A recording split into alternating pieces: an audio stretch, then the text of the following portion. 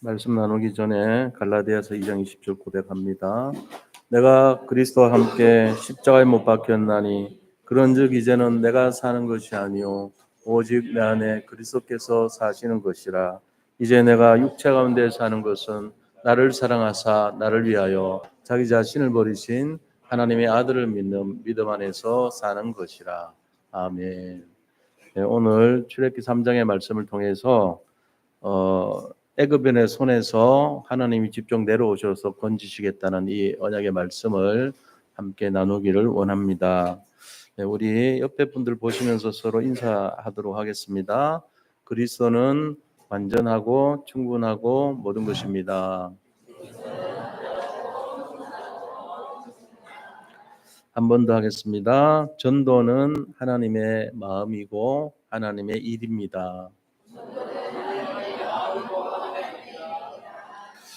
우리가 지금 냉정하게 이제 세계를 바라보면 교회들이 문을 닫고 많이 줄어들고 이런 게 지금 현실이에요. 유럽으로부터 시작돼서 미국이 그렇고 지금 한국도 점점 그런 현상들이 오고 있는 게 사실입니다. 이럴 때 가장 안타까운 것이 뭐냐면 우리 후대들입니다. 우리 렘넌트들의 마음속에 오히려 어려움이 더 가중이 되고 저주와 재앙은 깊어지고 있고 현실적으로는 굉장히 어려운데 이들의 그 재앙을 막을 파수꾼의 망대가 사라지고 있다는 거예요. 안타까운 거죠. 아이들을 지켜줘야 되는데 그 지켜줘야 될 그 망대들이 없어지고 있으니까 후대들을 보호해줘야 되는데 그게 어려움으로 나타나는 거죠. 자, 그래서 우리가 이런 상황 속에서 우리가 이 일을 감당했던 대표적인 인물이 누구냐 하는 것을 바라봐야 되는데 7명의 렘넌트들 중에 모세를 볼 수가 있어요. 모세가 했던 일이 뭡니까? 모세는 이스라엘 민족이 애굽에서 종살이하고 400년 동안이나 고통받는 그 상황에 있었을 때 하나님의 명을 받아서 그들을 해방시키러 애굽에 갔죠. 그래서 그들을 이끌어냈던 일을 했던 대표적 인물이에요. 그러니까 영적인 지도자 역할을 했던 거죠. 자, 이런 상황 속에서 모세는 우리가 생각하고 또 이스라엘 자신들도 생각하기를 굉장히 훌륭한 일을 했던 그런 영적인 지도자다 이렇게 볼 수가 있잖아요. 그런데 냉정하게 보면은 그 일을 하기 전에 모세의 상황은 세상 말로 별 볼 없는 상황이었어요. 그가 비록 왕궁에서 왕자같이 자랐고 엄청난 교육을 받았고 대단한 일을 한 것 같지만 사실 보면은 그냥 평범한 사람이에요. 그렇게 영적인 지도자의 자질을 갖출 만큼 대단한 인물이 아니었다는 거죠. 그는 하나님의 계획에 의해서 왕궁에서 자랐지만 또 헤스페리오 제국대학을 나오고 거기에서 여러 가지 학문을 익히고 무술을 연마하고 엘리트로서 성장을 했지만 그럼에도 불구하고 한때 실수로 살인자가 됐어요. 그리고 도망을 갔습니다. 광야에서 40년 동안 방황을 했죠. 그런데 모세 인생의 전환점이 언제부터였냐면은 하나님을 만나서부터 시작이 된 거예요. 떨기나무가 있었는데 그 호렙산에 있던 떨기나무가 불 타는데 불이 붙지 않고 불만 타는 거예요, 이상하게. 그거를 이제 신기해가지고 했더니 하나님 음성을 듣게 됐죠.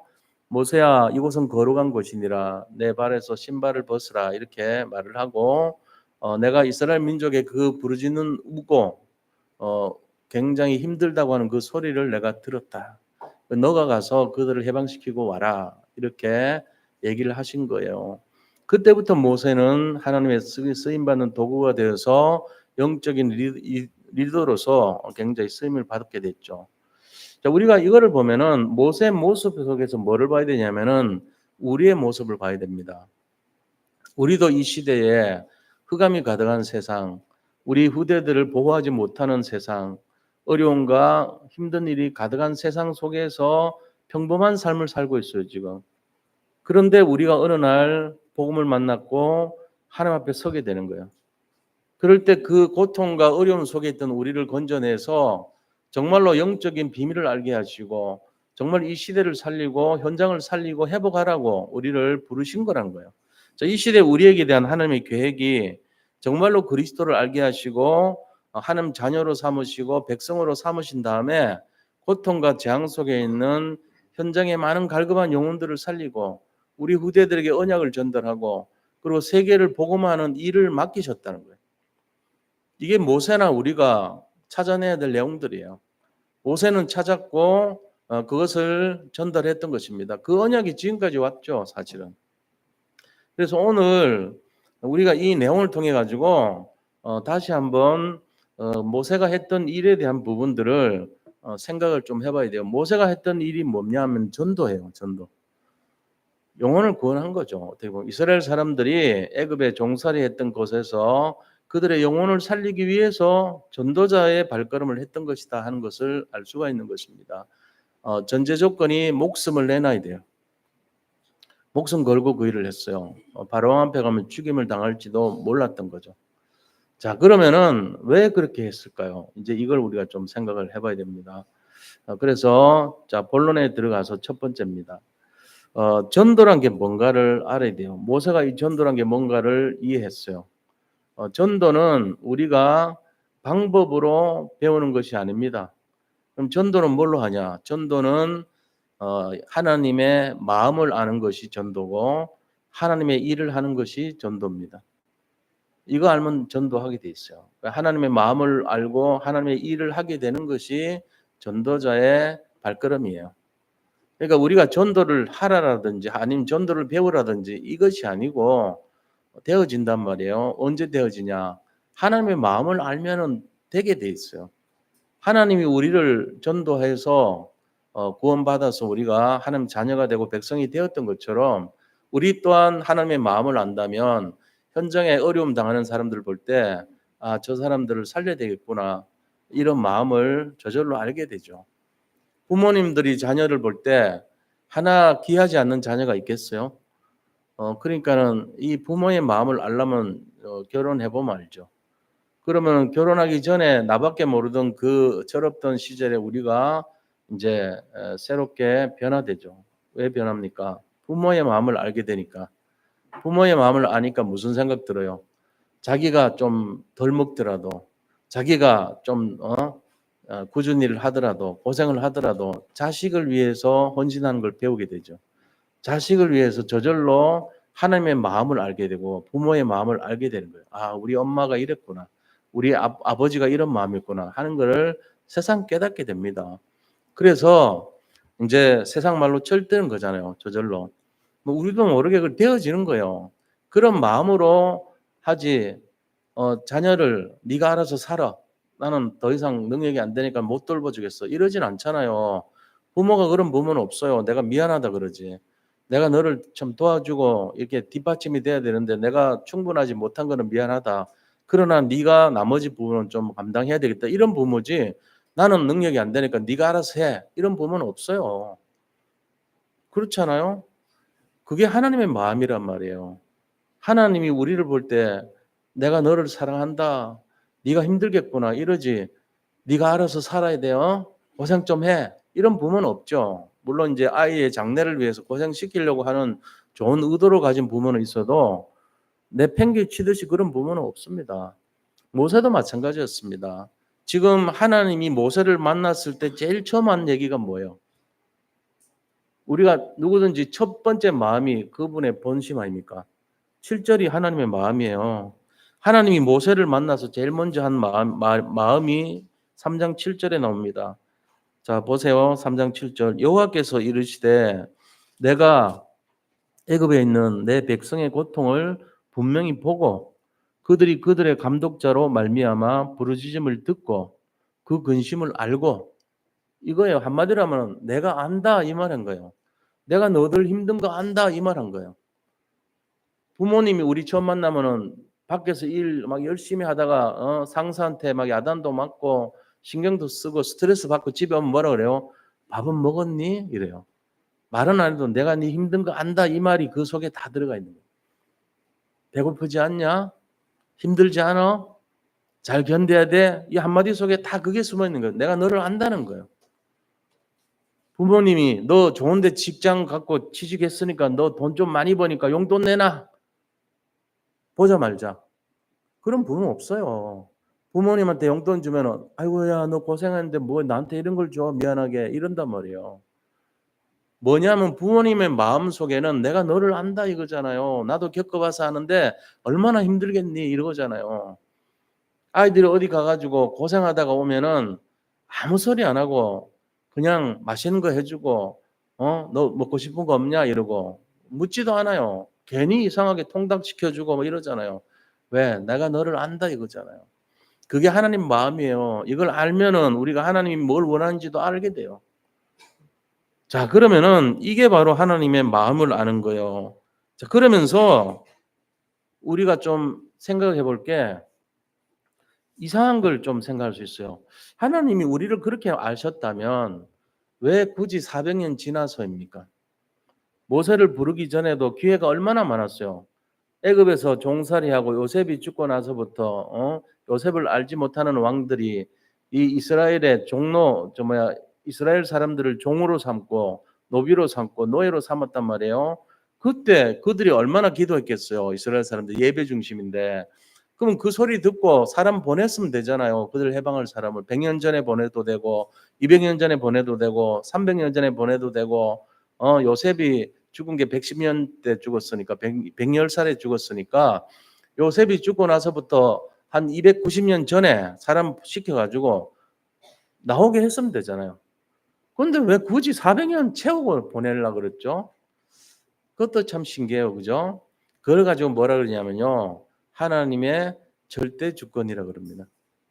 하나님이 다 알아서 하시는 거예요. 저는 그걸 좀 의문스럽게 생각하고 성경에 기록은 안 됐지만 성경에 기록된 것을 역으로 추적을 해 보니까 하나님이 이것을 위해서 이렇게 인도하신 내용들이 보이더라고요. 그게 뭐냐면 첫 번째 왕의 칙령으로 이스라엘 사람들 중에 남자아이는 태어나면 죽여라. 이 법을 바꿨어요. 400년째. 이게 무슨 관계가 있습니까? 관계가 있어요. 그래서 어 아이를 죽여야 되는데 놀랍게도요. 산파가 이 하나님을 공경하는 산파여서 이렇게 돼 있어요. 성경에 보니까 하나님을 경외하는 산파, 십부라하고 부하라는 산파가 있는데 하나님을 두려워하였으므로 이렇게 돼 있어요. 그래 가지고 모세를 죽이지 않았더라 돼 있어요. 그러니까 하나님이 법을 딱 바꿔 놓고는 모세가 태어났는데 하나님을 두려워하는 산파를 딱 준비를 해 가지고 살려버린 거예요. 그런데 이제 그때 어머니로부터 모세를 격리해서 왕궁으로 들어가게 하는 하나님의 계획이죠, 이게. 그러면은 요게벳이 숨겨서 키워야 되는데 젖 먹을 때까지 키우다가 결단을 한 거예요. '아, 이 아이를 살려야 되겠는데 어떻게 살리지? 왕궁에 들여보내는 게 살리는 길일 수도 있겠다.' 기도하면서 인도를 받았는데 공주가 거기 와서 하수에서 목욕한다는 얘기를 들었겠죠. 그러니까 역청에다가 이 갈대 상자에다가 아스팔트를 발라 가지고 거기다가 아기를 눕혀서 물이 안 새도록 해서 떠나 보낸 거예요. 이게 쉬운 게 아니죠. 나일강이 어떻게 출렁여 가지고 애가 쏟아 넘어질지 아니면 공주를 만났는데 공주가 아이 이 애 보니까 이 모세는요 셈족입니다. 셈족이고 이때 당시 이집트 사람들은요 셈족 플러스 함족의 혼혈아가 되게 많대요. 혼혈족이 한 70% 이상 됐다 그러거든요. 함족 자체도 30% 정도 되고요. 그러니까 새까만 검은 사람이든지 아니면은 검은 거하고 셈족 황인종하고 섞은 약간 좀 진한 색깔 요런 그 아이들의 색깔이에요. 그럼 자기들이 보면 얘가 히브리애구나 대부분 알죠. 좀 연하니까. 그렇지 않나요? 공주가 보면은 성경에 기록돼 있어요. 이 아이가 히브리 애구나 이렇게 기록돼 있단 말이에요. 근데 왜 안 죽였죠? 자기 아버지의 법인데. 신기하지 않나요? 저는 좀 생각을 많이 해서 찾아낸 건데 이게 뭐 정답일지 아닐지는 몰라요. 제가 생각해 본 거예요. 하나님이 이렇게 했을 것 같아요, 그냥. 왜 그랬을까 생각해 보니까. 이 모세를 왜 굳이 죽이게 만들어서 살리는 준비를 해 놓고 또 왜 어머니가 그를 보낼 생각을 했고 또 하필이면 공주의 그 목욕하는 데 가서 애를 떠나 보냈고 공주는 그 아이가 히브리 애인 줄 또 알면서 왜 살려줬고 몰라요 왜 그런지 진짜 모르겠어요. 하나님 나라 가면 물어봐야 될 내용들이게. 그런데 그때 당시 비사로 전에 전승대로는 얘기로는 뭐라 했냐면은 이 공주가 결혼하지 않은 상태가 아니고 결혼한 상태일 수가 있다는 거예요. 그래서 누구랑 결혼했냐 하면요. 이거는 이제 역사니까 자기 남동생하고 결혼했어요.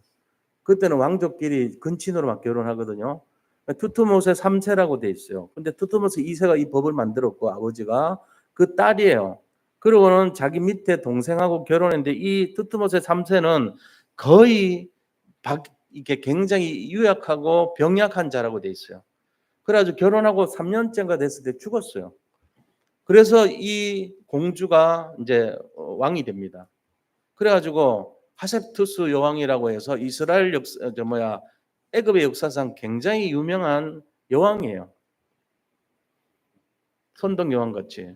그런 상태인데 아기가 없어가지고 애에 대해서 굉장히 소중하게 여겼더라 하는 게 전에 내어오는 얘기거든요. 근데 그때 애를 봤다면 어떻게 했어요? 아, 이 아이가 히브리인데 내 양자로 삼아야 되겠구나 이런 생각을 할 수도 있죠. 그래서 공주가 왕궁으로 키운 거예요. 자기 아이로 이렇게 양육을 받아가지고 자기가 한 거예요. 그게 이제 그러면 이해가 되잖아요, 우리가. 그렇게 해서 컸던 모세가 나이 40이 됐단 말이에요. 근데 자기 자신이 히브리인 것을 알고 자기 민족을 괴롭히는 십장을 죽였죠. 자기가 의협시험을 발휘하다 보니까 정의 가면서. 그러니까 이제 야반도주 해가지고 이제 이 자기 장인 있는데 그 부인을 만나가지고 거기서 결혼을 하게 되고 자기 장인 이드로의 밑에서 양치기 생활을 했던 겁니다. 근데 그 40년의 생활이란 것은 우리가 그렇잖아요. 과거에 제가 좀 그런 건 아니지만 비슷한 경험을 한 게 있어요. 제가 장로님들 대표해가지고 우리 그 예원교에 있을 때요. 장로들 전체에 이제 회의를 하거나 이런 거 할 때 제가 그 기획위원장을 했어요. 말하자면은 그러니까 장로님들 대표해서 당의 안건도 준비하고 그다음 각 부서 교회에 있는 모든 교육부부터 해가지고 전도 선교부부터 모든 부서를 총괄해서 일주일에 한 번씩 안건을 받아들이고 토요일 날 모였어요. 한 11명인가 모였거든요. 그래가지고 전체 의견을 수렴하고 안건 준비하고 그거를 이제 당회 때 되면 한 달에 한 번 하니까 4주 동안 집약된 거를 모아가지고 당회 때 이렇게 내놓고 또 제가 거기서 사회도 하고 이렇게 전체 앞에서 얘기도 하고 그때 당시 장로님들이 한 30명 정도는 됐거든요. 그 앞에서 이제 브리핑도 해가면서 했단 말이에요. 그러다가 제가 이제 신학으로 가면서 그 교회를 떠난 게 아니고 그 교회에서 이제 장애인 부서를 담당하는 전도사가 됐어요. 교육 전도사가. 그러니까 말하자면은 저 위에 장로들 대표하는 자리에 있다가 완전 저 밑에 일을 하는 그런 꼴이 된 거잖아요. 뭐 교육자니까 뭐 어떤 그런 어떤 적절한 비유는 안 될지 모르지만 어쨌건 제 입장에서는 행정 목사님으로부터 여러 가지 빨리 뭐 자료 빨리 주세요. 왜 안 주세요? 이런 얘기 막 들어가면서 쫓기는 입장이 내가 막 주도하던 입장에서 쫓기는 입장. 그리고 뭔가 눈치를 좀 봐야 되는 입장 이렇게 되니까 말할 수 없는 저만의 어떤 고민이 있었던 거죠. 모세가 아마 그랬을 것 같아요. 모세가 왕족으로서 헤스피오리오 제국 땅에서 온갖 것 다 겪고 그 하셉투스 여왕의 비화 아래 완전히 최고의 대우를 받았던 그런 사람으로 자랐는데 어느 날 보니까 살인을 하고 쫓기는 자가 되고 장인의 양을 치는 대리사회 역할을 하면서 눈칫밥을 먹는 입장이 돼갖고 전락을 한데 몇 년, 40년 동안 굉장히 힘들 것 같아요. 제가 볼 때는. 저는 이게 맞는지 모르지만 모세는 굉장히 저 위에 왕족에서 완전히 저 바닥으로 와서 이제 허드는 일을 해야 되는 그런 입장이 됐죠. 노가다 한 뛰는 삶이 되는 거예요. 말하자면. 그래서 그 40년이란 것이 굉장히 힘들었을 것 같아요. 그런데 하나님이 그 40년이 채워지는 그때 나이 80이 됐을 때 나타나서 모세를 불렀던 거거든요. 보세요. 이게 지금 여러 가지가 겹쳐야 돼요. 왜냐하면은 왕궁의 예법도 알고 왕궁의 학문도 알고 왕을 상대할 정도로 어쩌면은 이 사람이 왕이 될 뻔도 했어요. 그런데 모세가 없어지는 바람에 다시 양자를 영입을 했더라고요. 그 공주가 또 다른 양자를 영입해서 그 사람이 왕이 됐거든요. 그러니까 그 밑에 계보가 이제 한 두세 번 지났을 수 있잖아요. 그때 그 왕은 이 모세가 어떠면은 그 당시에 아는 사람일지도 모르고 그 밑에 사람일 수도 있어요. 자, 이래야지 서로 상대가 되잖아요. 하나님이 이스라엘 민족 때 애굽 민족이라는 1대1 관계를 만들기 위해서 400년 기다리신 걸 수도 있거든요. 안 그러면은 왕궁에서 그 자랄 수 있는 기회가 없잖아요. 그래가지고 하나님이 하신 게 뭡니까? 법을 바꿔갖고 그다음에 태어나서 죽여야 되는데 안 죽도록 해야 돼요. 단지 딱 막아주고 하나님을 두려워하는 십보라와 부활을 준비해놓고 38을 그다음에 어머니 요게벳이 내가 어떻게든지 숨겨서 키워야 되는데 더 이상 안 되겠다 하는 결단을 하게 만들고 그리고 공주가 하필이면 애가 없어가지고 애에 대해서 굉장히 우리에게도 자식을 주면 좋은데 하는 그 바람이 있을 때에 거기 목욕하러 왔는데 히브리인 줄 알면서 봤는데도 안 죽이고 자기 양자로 입양을 한 거예요. 그리고 거기서 컸는데 적당한 시간표에 살인을 하게 됐고 떠나서 굉장히 밑바닥으로 말하자면 왕궁의 생활보다는 비교할 수 없는 상태로 낮게 만들었어요. 그 40년. 왜 그랬을까요? 400년 고통을 이해하기 위한 시간표예요. 우리에게 지금 일어나고 있는 갈등, 어려움이요. 왜 이럴까? 나는 예수님인데 왜 이럴까? 그게 아니에요. 우리가 어차피 세상 살릴 사람들 돼야 돼요. 하나님의 마음을 알고 하나님의 일을 해야 될 사람들이기 때문에 내가 지금 겪고 있는 모든 것이 하나도 버릴 것이 없이 전 세계를 살리는 걸 이해할 수 있는 사람의 그릇이 돼야 되거든요. 그래야지 내가 사람 살리죠. 맨날 뭐라고 얘기하냐면 돈 없으면 라면 먹으면 되지. 은행 가면 통장에 돈 왜 없어? 돈 있잖아. 그거 찾아서 쓰면 되지. 이런 수준 되면 안 된다고요. 왜 먹을 게 없어? 그 쌀절에 쌀 있잖아. 그거 가지고 밥해 먹으면 되지. 이런 수준 되면 안 돼요. 왜 먹을 게 없는지 이해하는 수준 돼야 돼요. 배고팠구나. 그 한마디로 다 이해해야 돼요.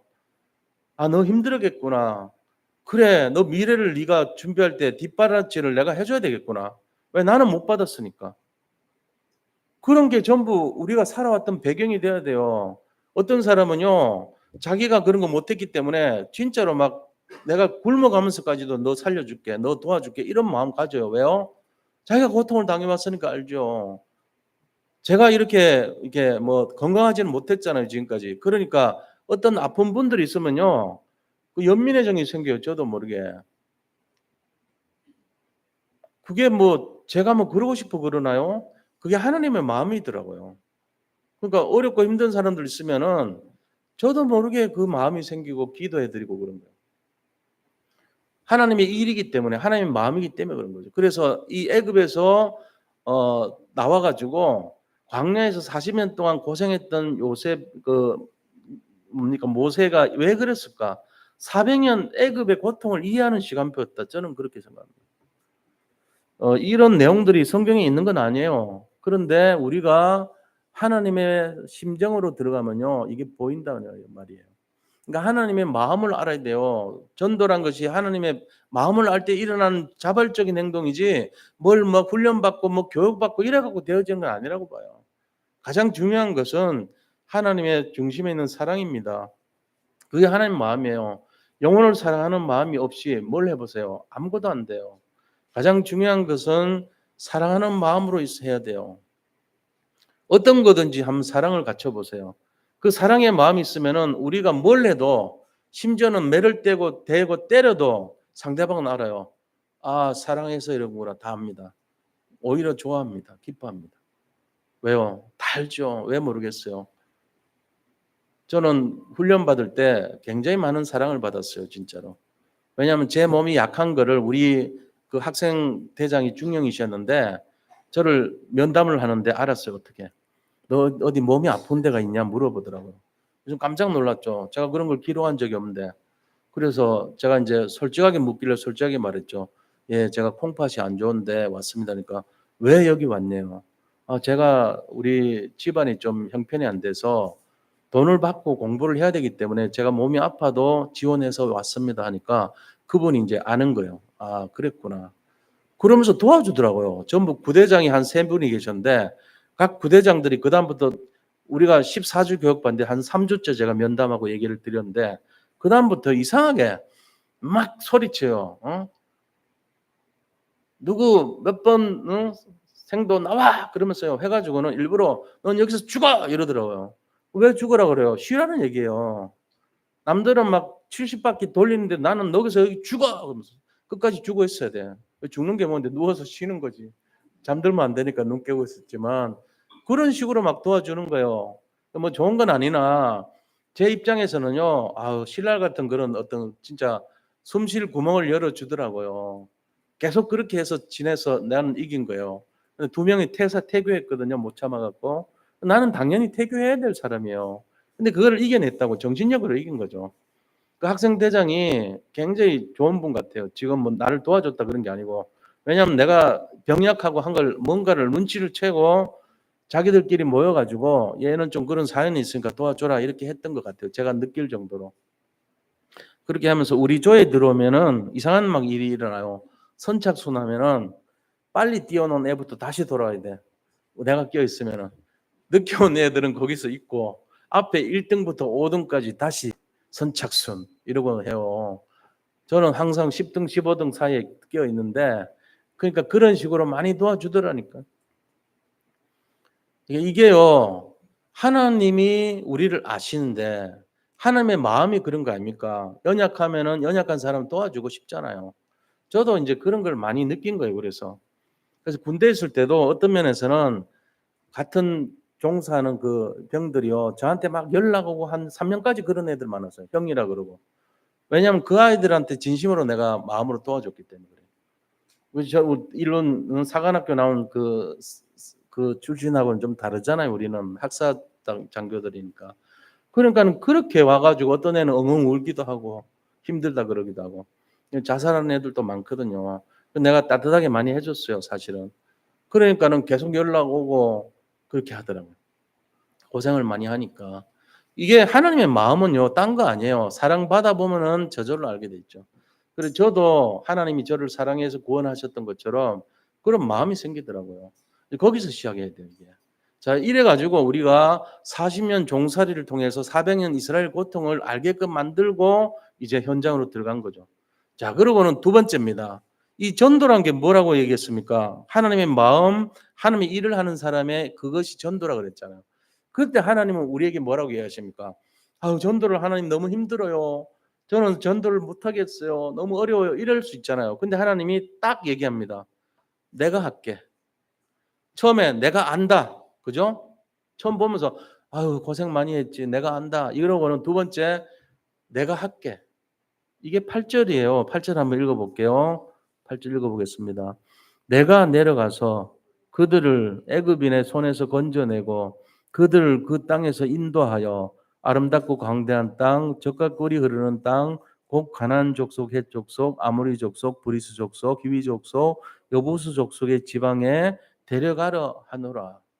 이게 하나님 말씀입니다. 다시 말하면 전도는 뭐냐? 내가 할게 이거예요. 내가 한다는 거예요. 하나님이 하시는 거예요.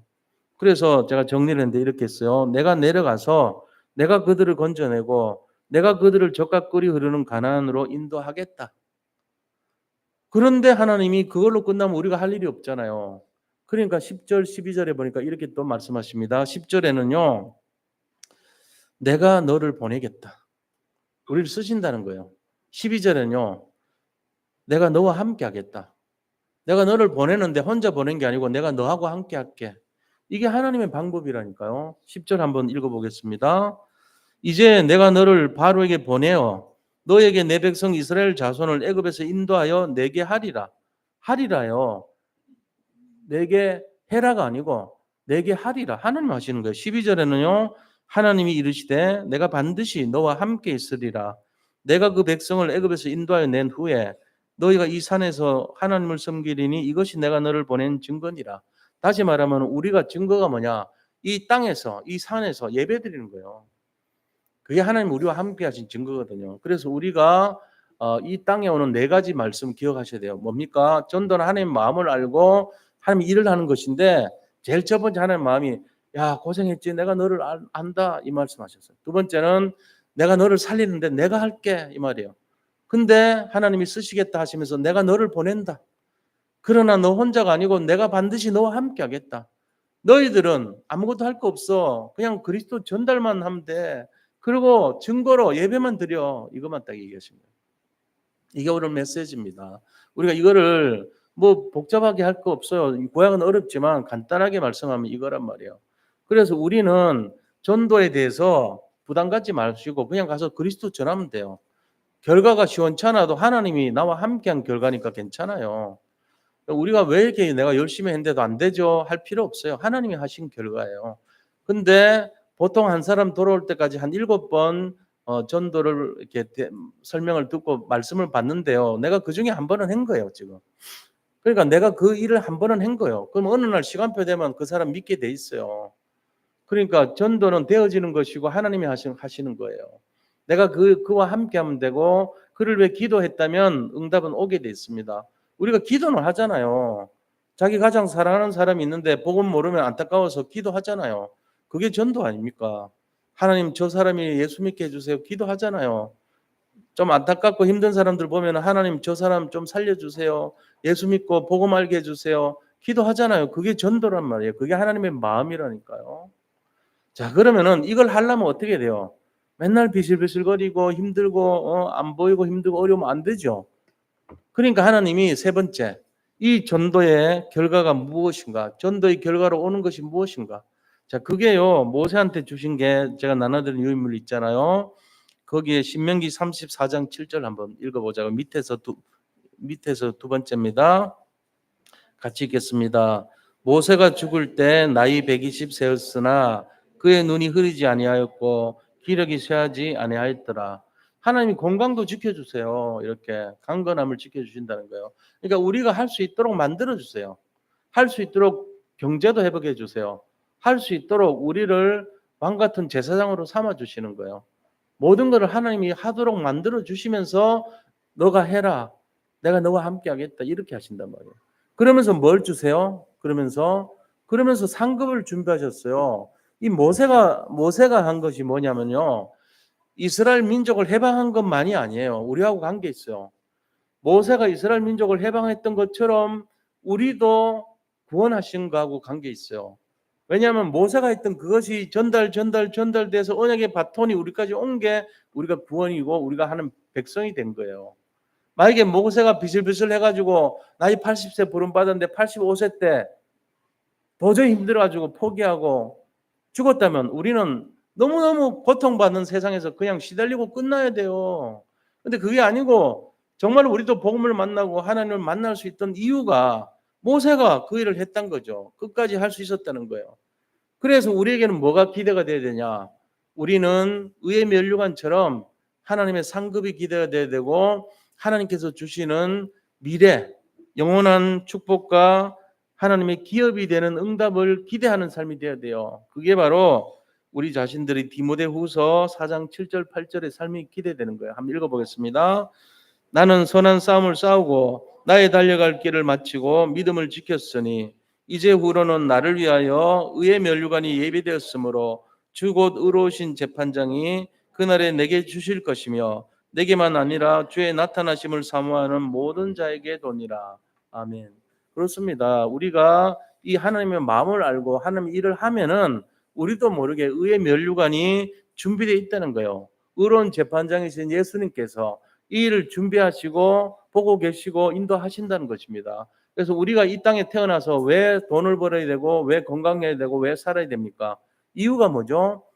사람들 살리는 이 안타까움을 가지고 사람들 쳐다보고 살리는 하나님의 마음을 우리가 행하고 하나님의 일을 하기 위해서 하는 거예요. 그래서 돈도 많이 벌어야 돼요. 또 건강도 충만하게 회복해야 됩니다.